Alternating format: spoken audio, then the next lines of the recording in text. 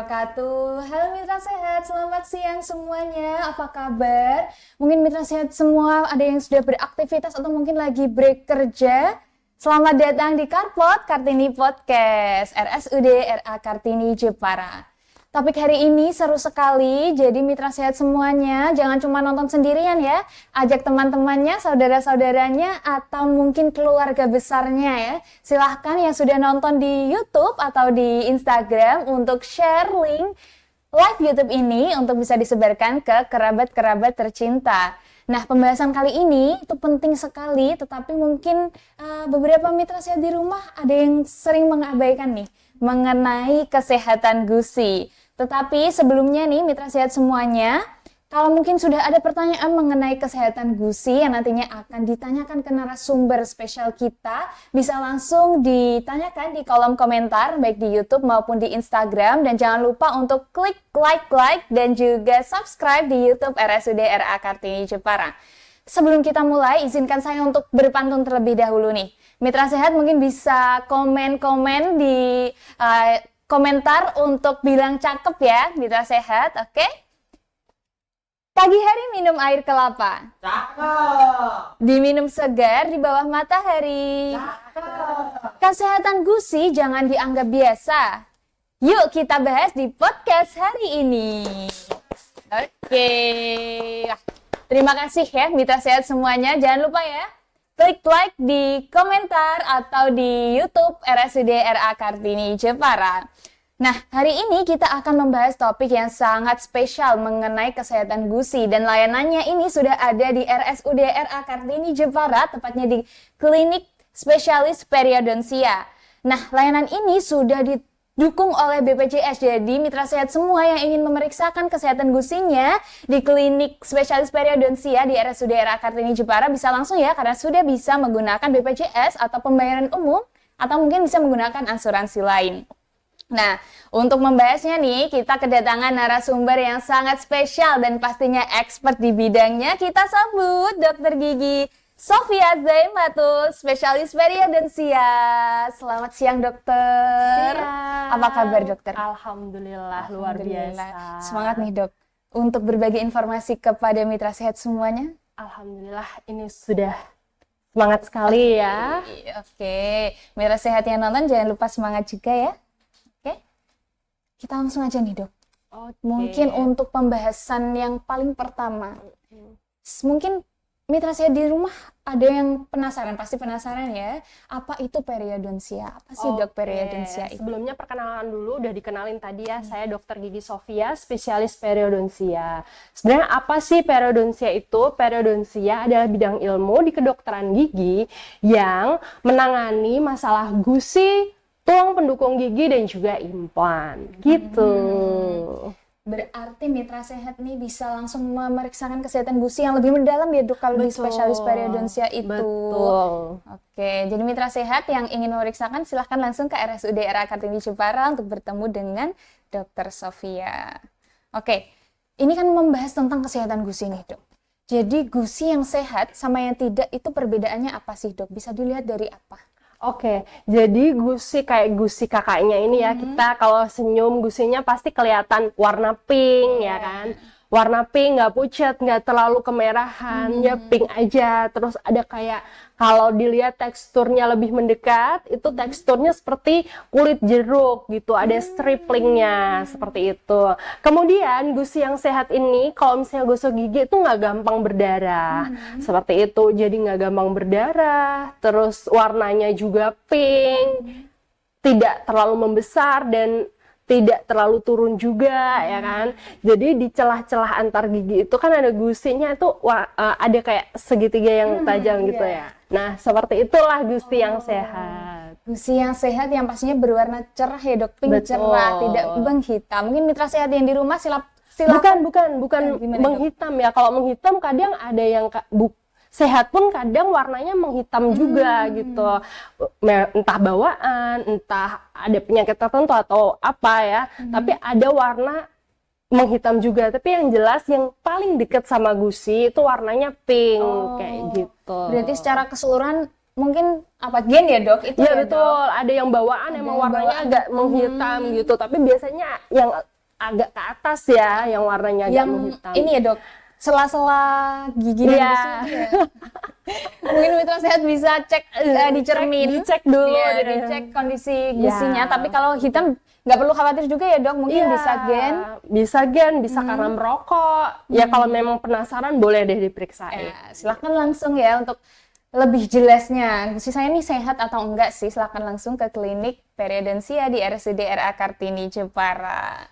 Oke, kemudian nih dok, penyebab gusi sering berdarah atau mungkin kesehatan gusi itu terganggu itu apa sih dok? Jadi sebenarnya gusi berdarah itu bahaya apa enggak? Bisa ya, bisa enggak, ya kan? Jadi gusi berdarah itu tanda, oh di gusi ini ada suatu peradangan, seperti itu. Nah, peradangannya ini sebenarnya ada stage-stage-nya. Bisa kembali seperti normal dan ada yang tidak bisa kembali seperti normal gitu.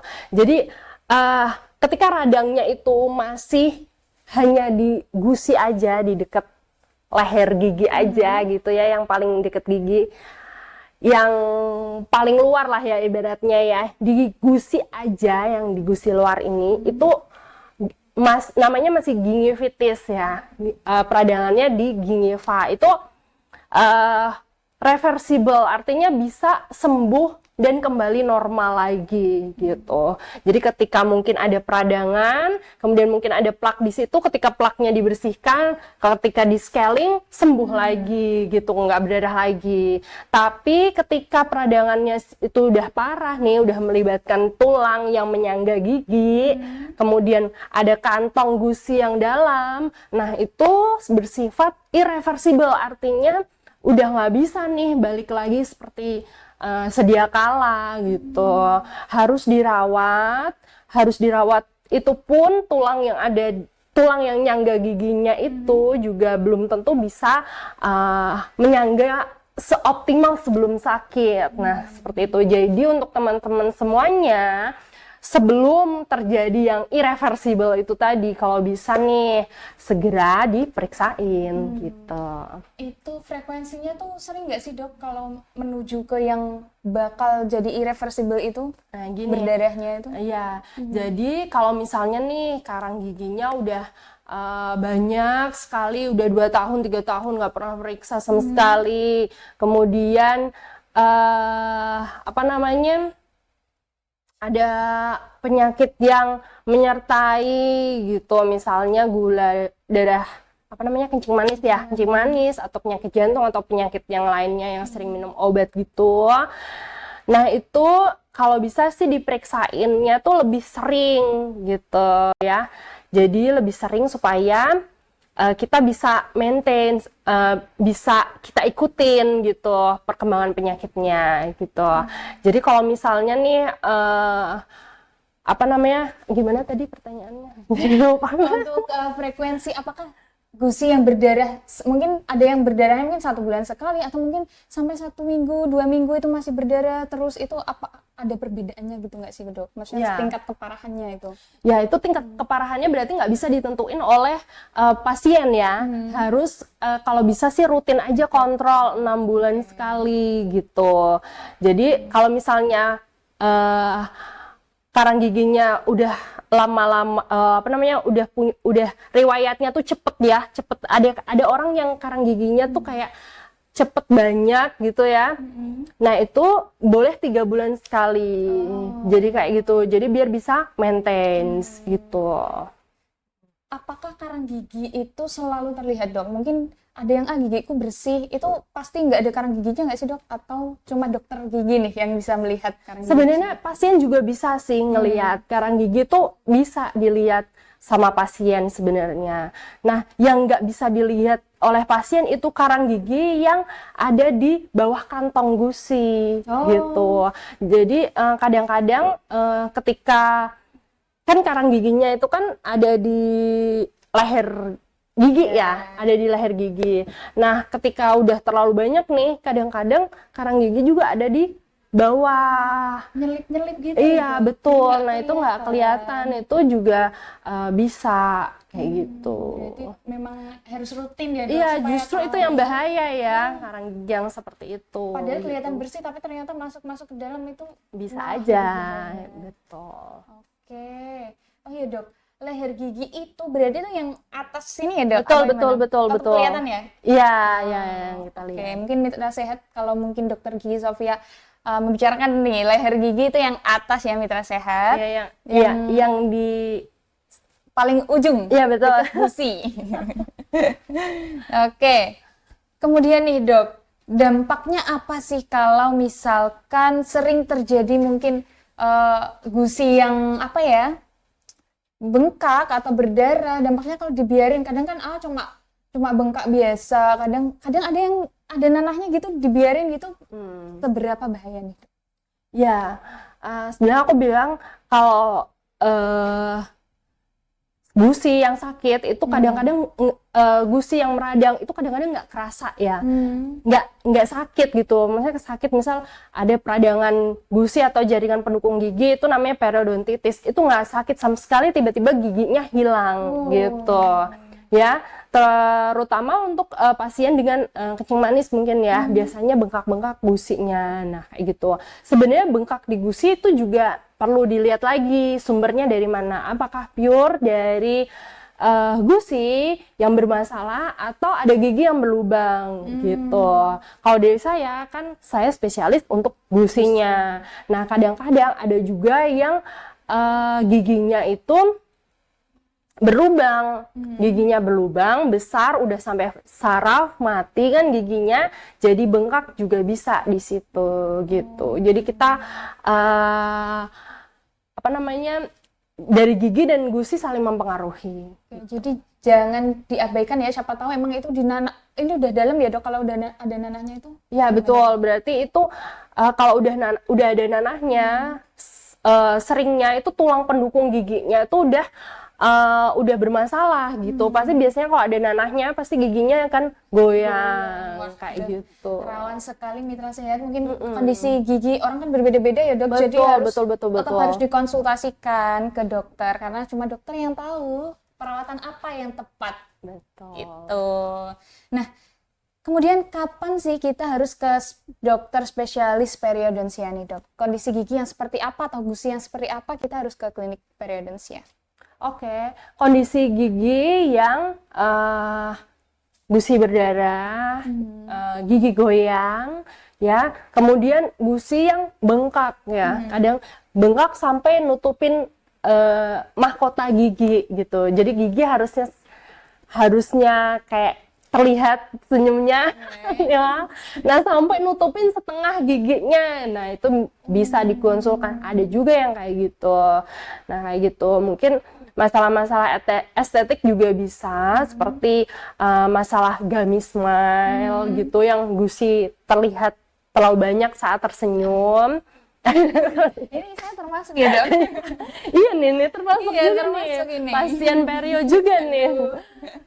Tapi untuk estetika ya dok? Iya betul, untuk estetika seperti itu. Kemudian kalau untuk yang di cover BPJS ya pasti yang bermasalah ya, gusi bengkak, gusi apa namanya bernanah, gusi membesar, kemudian gigi goyang dan lain sebagainya.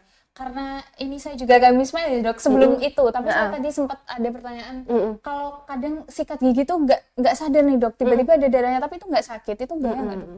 Tapi ada darahnya gitu? Ada darahnya. Kalau ada darahnya berarti ada peradangan di situ. Meskipun nggak sakit ya? Iya, meskipun nggak sakit, karena sebenarnya sakit, aku bilang tadi ya, sakit gusi itu nggak sakit, sakit gusi itu nggak sakit gitu. Jadi nggak ada Diam-diam ya, rasa, dok, dia dia ya. silent killer aja, Silent tiba-tiba killer. lepas aja giginya kayak gitu. Nah, itu yang Masih utuh. Kadang nenek-nenek kan pernah dengar ya kayak, gigiku lepas sendiri nih, nggak, padahal nggak ada lubang, nggak ada apa, tiba-tiba lepas sendiri. Nah kayak gitu itu berarti mungkin gusinya yang bermasalah, atau tulang pendukung giginya yang bermasalah, seperti itu. Keompongan pada lansia itu karena mungkin masa mudanya atau emang usia aja sih dok? Kalau tiba-tiba lepas gitu giginya? Secara fisiologis ya memang semakin senior usianya itu tentu saja mempengaruhi kondisi rongga mulut. Tetapi kalau memang gigi dan gusinya tuh dijaga dengan baik, itu ya nggak ada masalah. Harusnya masih bisa punya gigi sampai ajal menjemput lah. Masih ada nih giginya. Harusnya kalau dirawat. Iya. Jadi rutin konsul dan apa dok? Paling penting scaling juga ya dok? Ya, scaling, dan juga yang paling utama adalah membersihkan gigi di rumah. Itu sebenarnya kuncinya ya. Kita harus gosok gigi di rumah. Pagi setelah sarapan dan malam sebelum tidur dengan cara-cara yang benar. Jangan terlalu keras ya, nanti gusinya jadi turun. Tapi jangan asal juga. Nah, seperti itu. Itu yang utama sebenarnya. Gusi itu bisa turun karena gosok gigi ya dok? Iya, karena kalau gosok giginya terlalu keras, jadi kekikis bisa aja turun gusinya. Kalau turun itu seberapa bahaya dok? Atau cuma turun aja gitu? Gusinya turun, otomatis akar giginya terlihat. Gitu. Akar gigi kan tidak ada emailnya ya, tidak ada jaringan yang melindungi. Jadi langsung tuh akar giginya tuh sebenarnya kalau kita lihat nih ya, diperbesar. Besar. Nah, itu akan terlihat seperti lubang-lubang kecil ya kan, yang langsung menuju ke saraf gitu. Bahaya, berarti juga bisa makanan ngilu. bisa langsung masuk ke saraf malah ya dok? Oh enggak, maksudnya ngilunya bisa. Jadi kadang-kadang kan Lebih karena sensitif gitu betul, ya, Dok? karena gusinya turun, jadi lebih sensitif seperti itu. Bahaya. Jadi harus memperhatikan cara gosok gigi yang baik dan benar. Betul. Mitra sehat. Nah, tadi dok membahas yang gummy smile tadi. Kira-kira operasi itu apa dok? Operasi ya ikutnya ya atau tindakan apa? Betul, jadi gummy smile ini sebenarnya kita ada klasifikasi, harus dilihat dulu gitu. Jadi yang bermasalah apakah bibirnya yang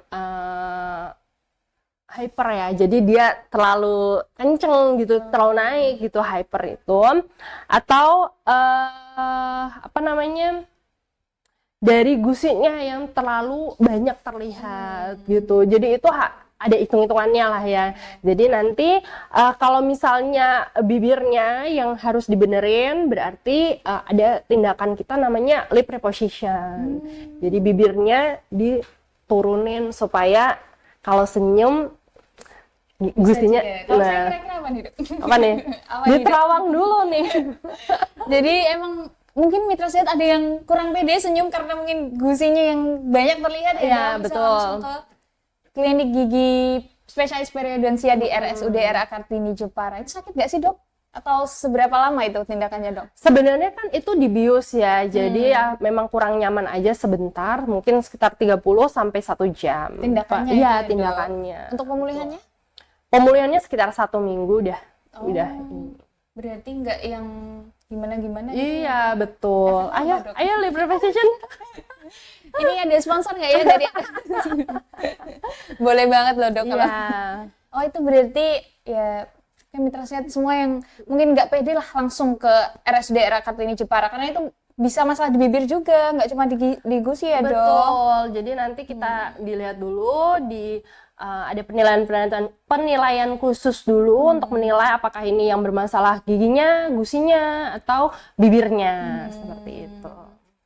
Oke, selain itu dok, selain gummy smile ada nggak sih dok estetika lain, tindakan estetika lain yang dilakukan oleh dokter spesialis periodontia? Oke, kalau teman-teman mungkin ada yang pernah lihat gigi seri depannya ini bercelah ya.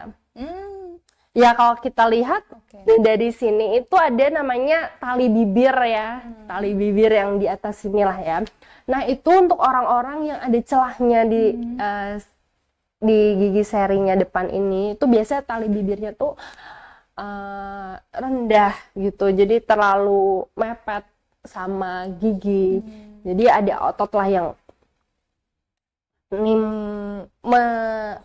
bikin renggang gitu benar, ya, Dok? terletak di tengah-tengah situ, jadi bikin giginya renggang ya, secara estetik juga kurang bagus ya. Nah jadi sebenarnya baiknya itu sebelum dilakukan perawatan ortodonti itu bisa dilakukan tindakan namanya frenektomi atau dipotong tuh apa namanya tali bibirnya supaya bisa rapet gitu.